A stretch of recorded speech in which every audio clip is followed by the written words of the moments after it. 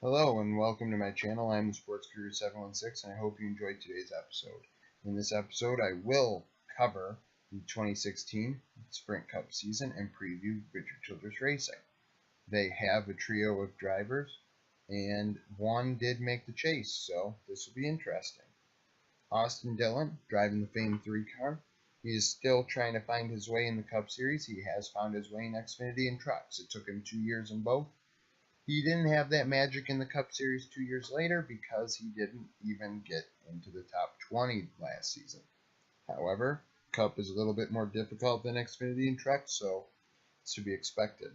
However, as you can see in the trucks and Xfinity, he did have success. He did win races and he did win championships. So it's just a matter of time before he gets it done. He had a couple good races, especially at restrictor plate tracks, which was very, very entertaining for the fans. Seeing the number 3 car leading at Daytona was just crazy to see and just very, very, very exciting. It made all the fans get up. All the fans were cheering, and it doesn't matter what team you're a fan of. The number 3 is a famed number, just like the 43. If that car is in victory lane, people are going to go wild. And that's a debate for another day regarding whether the 3 should have came back or not, because as you can tell, there are no wins for the 3 since it came back, and people wonder, did it come back in shame? Are you bringing shame to the number by not getting wins? And it's just a matter of time before we actually figure that out. In the second half of this slide, you see Paul Menard. Paul Menard has one career Cup win, and I don't really even count it much of a win because he won it on the craziest gas mileage saving adventure I've ever seen in the Brickyard 400 a couple years ago. He did make the chase this past year, which was very good for him because he's always been an average driver, like the epitome of average, like finishing 11th to 16th every single week. Like he is consistently above average. Never very good, just above average. Couple races he did race well though this past year, and that's what got him in the chase. He had a couple top 10s, a couple top 5s, but has never really competed for a win. And, is this the year where he finally gets a chance? Who knows? He's been riding that Menard sponsorship of his father, and that's how he got as far as he has. But we'll see how he does in this season. He made the chase last year on consistency. So if he can get a win finally, that is legitimate in my opinion.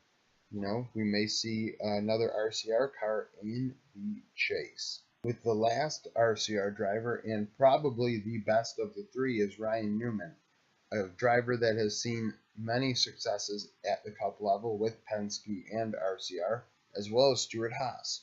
You can see here he finished second in points a couple years ago. With consistency, he came one position away from winning the whole championship with no wins. Now, will we see him win for the first time in a few years this year? I think we could, because he has shown flashes of what he used to be, and I still believe he can be. He is a championship caliber driver with just a matter of time before he finally gets that championship that he's been seeking his career. As you can tell at the Xfinity level, he also has success when he moonlights, as well as the Truck Series. But it's all about the Cup Series, and with that Caterpillar sponsorship, he just continues to race well. He is a threat at many different racetracks. He is constantly in the top 10 or the very, very low teens, and in which case he is going to get in the chase every year at that rate, because consistency will get him in there like Paul Menard. Now, if Newman could get that one win, things would be really, really interesting, because who knows, with that one win, he probably would have won a championship 2 years ago. He is a championship level driver that has an opportunity to win a championship for RCR for the first time in a long time. I don't know if they're going to lose a little bit with Furniture Row leaving when everyone assumes it was backwards, that RCR was helping Furniture Row. But Furniture Row did very, very well this past season. And you have to think that they may have helped RCR a bit too, with some handling and some notes and things like that now RCR won't get anymore. And I wonder if that may be a setback for them. We'll see. But I have I have a feeling that 31, we may see that in victory lane at some point this season, and that'll be really nice to see because Newman hasn't been in there in a while. I'd like to thank you for watching this episode of the 2016 NASCAR Sprint Cup season preview. In this episode, I did cover Richard Childress Racing, and if you like the video, please like it down below, subscribe for future content, and comment below with any opinions. What's your favorite team? Do you think that I'm lying to you about Ryan Newman? Things like that, you know? So, thank you for watching, and I hope to see you again soon.